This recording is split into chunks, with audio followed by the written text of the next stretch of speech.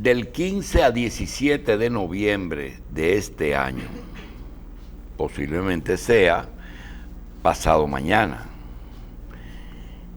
tendremos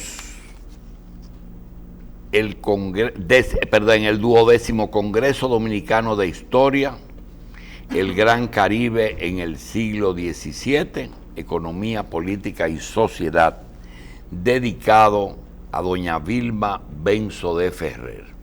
Eso lo patrocina el Museo Nacional de Historia y Geografía, la Academia Dominicana de la Historia y la Universidad Católica Madre y Maestra.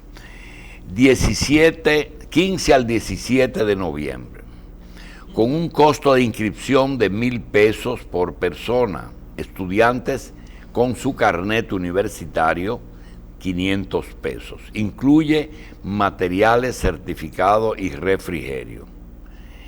Para inscripción aquí en Santo Domingo, en la sede de la Academia Dominicana de la Historia. El Congreso se realizará en la Pontificia Universidad Católica Madre y Maestra, Campus Santo Tomás de Aquina, en la Abraham Lincoln, esquina Bolívar, aquí en Santo Domingo. Y para mayor información, 809-689-9707. Para hablar del programa y de los puntos importantes del Congreso, le damos la bienvenida con mucho afecto a nuestro amigo, el licenciado Miguel de Camps. Miguel de Camps y Jiménez, ¿verdad? Jiménez. Cortés y Eres. Miembro distinguido de la Academia y yo creo que el director del museo también. También. Sí, él es el director del Museo Nacional de Historia y Geografía. Qué bien. Miguel, gracias por estar aquí. Gracias a ustedes. Quiero aprovechar para que exterioricemos algo que no habíamos podido señalar, y es nuestro pesar por la muerte de un amigo común, el amigo Juan José. Así es. Bien. ¿Qué tenemos en el Congreso diferente? La diferencia radica en que se va a tratar sobre el siglo XVII. El siglo XVII casi nadie conoce las cosas que pasaron ahí, porque los historiadores no profundizan sobre ello. ¿De qué fecha a qué fecha es el siglo XVII? Del año 1600 al 1700. 1600. Es verdad, hay como un vacío ahí, ¿verdad? Total. Por ejemplo, las despoblaciones de Osorio fueron en el siglo XVII. Se iniciaron. Ahí fue que comenzamos a principios de siglo. Frito. A principios de siglo empezaron las despoblaciones. Y las despoblaciones no han sido estudiadas en la verdadera magnitud que tiene. Imagínate que el país, la isla entera, incluyendo la parte que hoy ocupa Haití, se redujo a un 30%, hasta San Juan de la Maguana, porque la gente cree que nada más fue en Puerto Plata y Montecristi, pero eso bajó a San Juan de la Maguana. ¿Pero qué bajó? Las despoblaciones, y las despoblaciones no era un juego. Sí, pero encuentro raro que hoy se conmemora algo que ocurrió en el siglo anterior, en el XVI. En vista de lo despoblado que se encontraba la isla, la Real Audiencia dispuso que nadie pueda salir de la misma sin previa autorización. Eso fue en 1564, apenas 70, 80 Pero años. eso no era para el problema de las poblaciones. Esta isla estuvo con cantidad de prohibiciones. Por ejemplo, aquí a los catalanes se les prohibió comercializar en el siglo XVI. ¿Por qué? Porque los catalanes eran mejor comerciantes que todos los demás, y desde esa época alaban para su lado, como dicen. Dos preguntas, Miguel. Monteplata y Vallaguana se fundan en ese momento. En ese momento, con las despoblaciones de Puerto Plata y Montecristi. Monteplata y se pone, pero que lo de Vallaguana Sí, era con Vallajá, sí. Vaya. está con lo que hoy es Haití. Y Monteplata es con Puerto Plata. Monteplata es Monte Plata porque se refiere a Montecristi y a Puerto Plata. Bien. Otra pregunta. ¿Hasta qué año la isla es una? No hay diferencia, es española. Era española hasta que producto de esa situación y la despoblación, los franceses fueron ocupando la parte oeste. Ah, ya. Y ahí fue que fueron creando la colonia más productiva que hubo en todo lo que eran las Américas, para Francia en este caso. Solamente esa colonia producía más que todas las demás españolas de América completa. Bien, y en ese programa, ¿qué hay que la academia quiere que el país conozca de ese siglo? Mira, lo que la academia quiere y el museo también... La España boba no fue ahí, ¿verdad? Más o menos fue. Pasó ahí también. Más o menos, pues todo eso era tierra como tú no te imaginas. Y desgraciadamente, una de las razones que impulsaron a eso fue que la Iglesia Católica se molestaba porque venían Biblias protestantes a través de esos comercios informales que hacían, a pesar de estar penalizado con pena de muerte, valga la redundancia.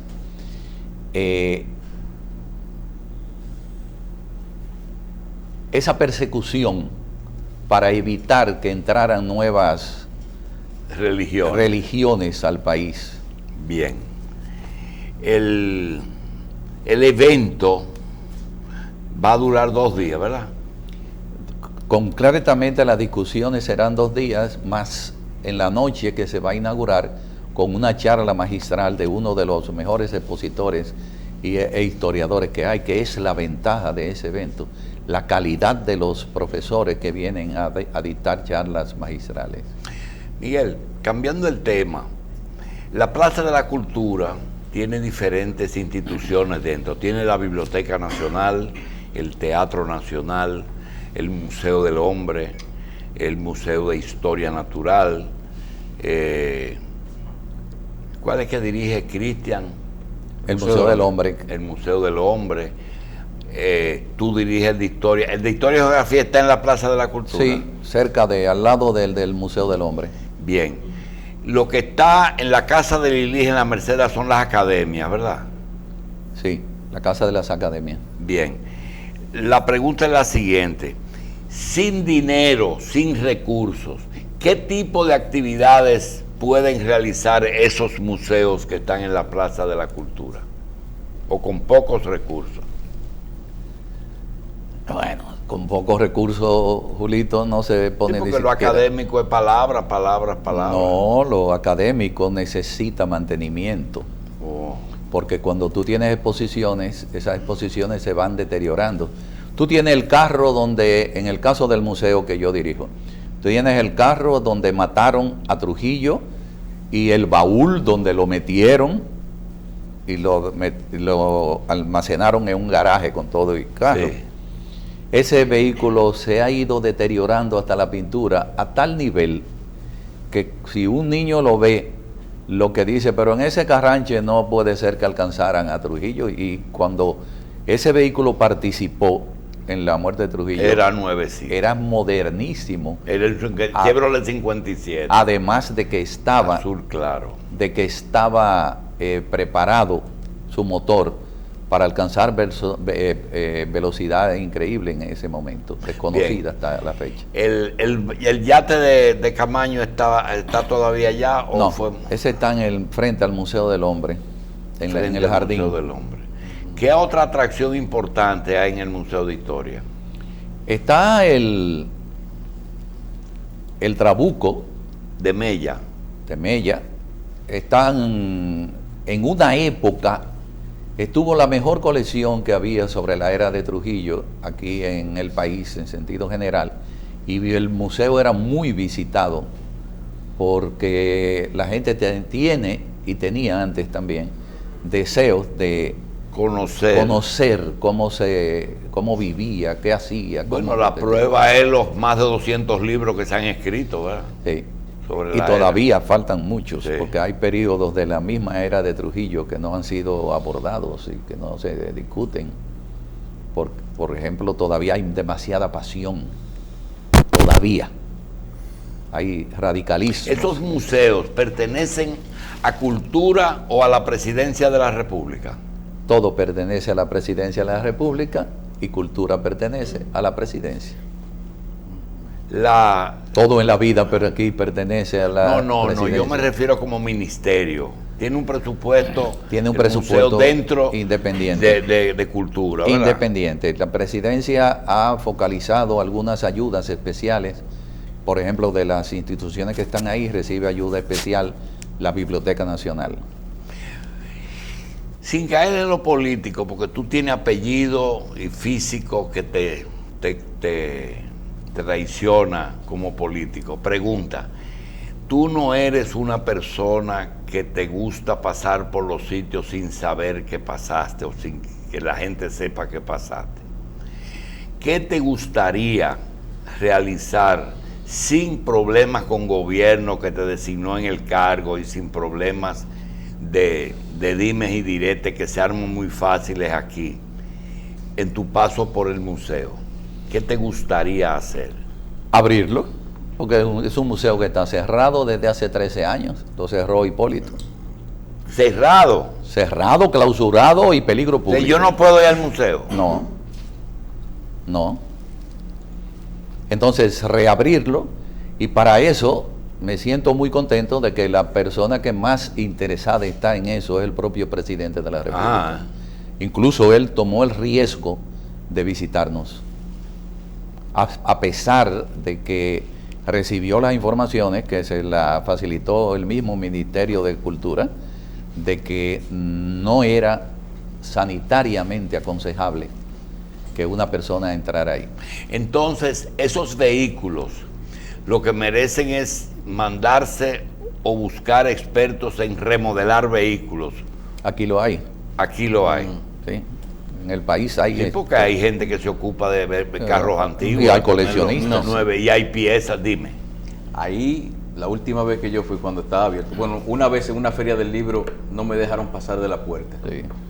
Todavía es así. Una vez, pero la carroza de Lili, la primera máquina de video de grabar un canal de televisión, o sea, el primer grabador de programas en video, el uniforme de Luperón, los lentes de Santana, la Biblia de Luperón, la réplica de la silla eléctrica. Está el piano, la réplica de la silla eléctrica se ha deteriorado mucho, hay que rehacerla. Y el piano en que se compuso el himno nacional también está ahí. Sí. Hay muchas cosas que son valiosas. Sí, pero además, en una reapertura, que es una historia que más allá de los libros, sino que está en lo palpable. En una reapertura hay que ponerle algo que por ley existe, que es de que haya un museo sobre la Guerra de Abril. Bien. Esa sería una de las cosas. Una galería de presidentes es otra cosa que se está discutiendo en el Congreso para convertirlo en ley. Es decir, hay muchas cosas. Y tengo la suerte, a pesar de que eso es, como dice Andrés L. Mateo, un almacén de polilla, tengo la suerte de que los congresistas, tanto la Cámara de Diputados como el Senado de la República, están interesados en que eso se abra. Es curioso. Están interesados. Paradójicamente, una obra del presidente Guzmán. La ley obliga. No. ¿En qué administración? Balaguer. Balaguer. Lo que pasa es que se restauró cuando el gobierno de Guzmán y pusieron una placa que en estos días se la robaron. Ay, Miguel,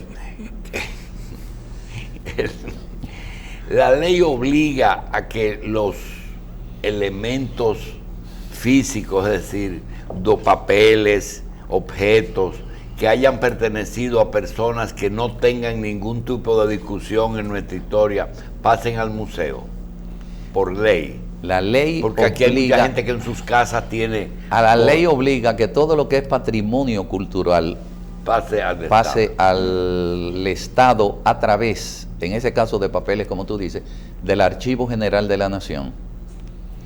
En el caso nuestro, nosotros tenemos autoridad para incautar cosas que son autoridad que no la ejercemos, ni veo muchas posibilidades de que No, a lo se va a mejor se han ejercer. conservado por eso. Porque Pero no están ahí.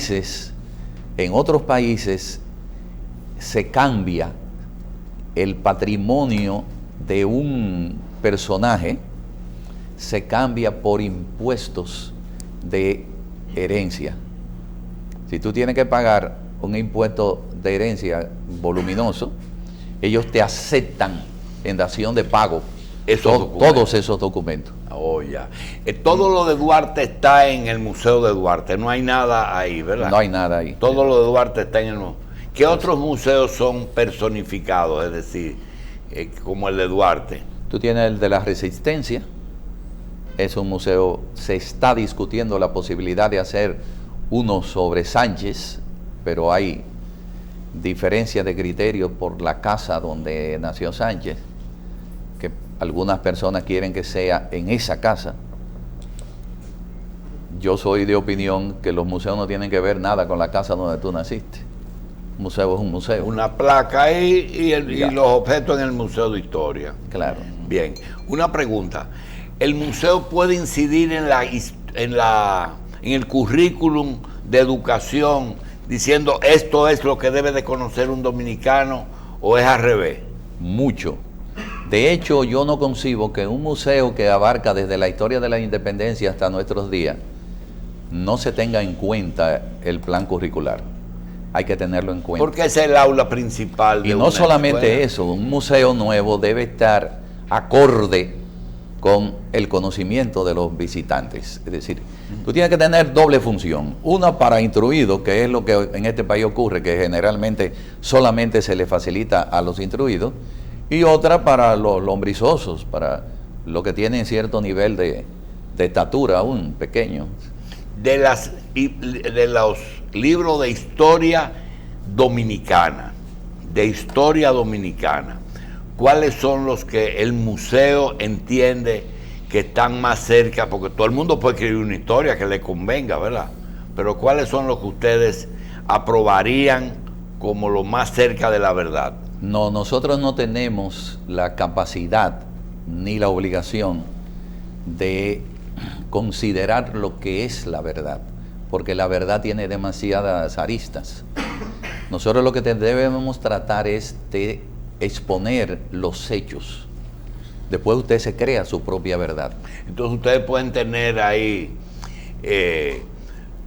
algún tipo de información sobre Santana y sobre Báez, ¿verdad? Sin ningún problema. Claro. Eso son parte de la historia. Claro, es parte de la historia. Eso es así. Y sobre Trujillo y sobre los que mataron a Trujillo. Entonces, Y sobre las intervenciones americanas. sobre las intervenciones diferentes, sobre todo ahí la estaba última. hasta el primer sistema de destilación de ron dominicano. ¿En el museo? Sí, en todo eso, un trapiche. Y Pero recuerdo todo eso hasta, está yo deteriorado. pues, le estoy hablando de las cosas que quizás más llamaron la atención en el momento hace mucho, que yo vi hasta los bolígrafos con que se firmaron los acuerdos fronterizos, lo tenían Sí. guardado todo. Lo- Todo eso está salvaguardado para que no se pierda a la hora de abrir el museo. ¿Hay alguna custodia especial con respecto a eso? Lo que pasa, Paso. lo que pasa es que después de oír a Miguel de Camps, nos damos cuenta de que eso con una visita sorpresa y el FEDA no se resuelven los problemas del museo. Ahí hay que hacer una Sí lo inversión. puede, lo que pasa es que la gente desconoce que ya el presidente de la República le solicitó 1.000 millones de pesos al presupuesto, lo solicitó dentro del presupuesto Para el año que viene. para este año ya que entra qué dentro de un bueno. mes. Entonces, para que se le mejoren la capacidad física tanto del Museo del Hombre Dominicano como del Museo de Historia, como del Teatro Nacional, el concierto donde se preparan los músicos, Conservatorio Nacional, Bellas Artes. En sentido general, el presidente se ha preocupado de eso. Yo creo que no es una posición de ir a hacer campaña, ¿verdad? Porque eso no le renta nada en lo que respecta a la campaña, sino una preocupación como padre. Bien. Y como abuelo. Tengo entendido cuando lo sea, que el país y el gobierno tienen una oportunidad de que Miguel haya aceptado esa posición. Lo único que darle los instrumentos para que él pueda terminar su propósito. Miguel, vamos a repetir el evento, te lo dejo completo, porque posiblemente haya mucha asistencia ahí. Sí. ¿Quién es doña Vilma Benzo de Ferrer? Es mi amiga, pero yo quiero que tú digas quién es ella. Doña Vilma es la... Yo podría decir que fue la directora eterna, no por el periodo que pasó siendo directora del museo, sino por la capacidad para mantener eso vivo y las actividades que hacía. Ella organizaba hasta viajes por el país en organizaciones con autobuses para que se conocieran aspectos, lugares históricos. Lugares que batallas, todas esas cosas. No tanto las batallas, porque las batallas no queda gran cosa de que se pueda decir, ni tampoco Montecristi, nunca fueron gran Plata. cosa. Pero por ejemplo las ruinas de la Concepción de la Vega, eso la gente pasa por ahí, ni sabe ni le preocupa. Entonces ella se preocupó mucho por el museo. Es más, todavía es la hora que se preocupa mucho, desde su casa. Tiene problemas psicomotores, y no puede moverse tanto como hacía ella con tanta actividad, pero va a estar presente. Pero lo más importante de esto son la conferencia del magistral inaugural que dice: hubo crisis del siglo XVII en las Américas. Quien expone es el doctor Herbert Klein de la Columbia University de Estados Unidos. ¿Qué día y qué lugar? ¿Cuál de ellos es? Ese es a las 8 de la noche del miércoles 15. ¿Miércoles? 15. El mismo inicio, ¿verdad? Sí, solamente hay esa actividad. Hubo crisis del siglo ese, ¿verdad? Sí. Bien. Después se empiezan las actividades propias el viernes en las aulas de la Puncamaima, en las aulas unas aulas especiales que tienen para estudios de posgrado. Y ahí hay las exposiciones del profesor David Stark, del doctor David Stark, que viene desde Puerto Rico. Hay una exposición que es muy interesante, que va a ser muy interesante, de Frank Moya Pons, sobre sobre comercio y pobreza, los inventarios de mercancía de las 11 tiendas de Santo Domingo en 1670. Claro que Frank Moya, además de ser excelente historiador, es un excelente expositor. Sí. Y por lógica va a ser extraordinaria. Viene un profesor desde España, el doctor Luis Escolano Jiménez, que estuvo mucho tiempo aquí siendo profesor también, y va a dar una charla sobre de ciudad catedralicia a aldea, evolución de la Concepción de la Vega entre finales del siglo XVI y comienzos del XVIII.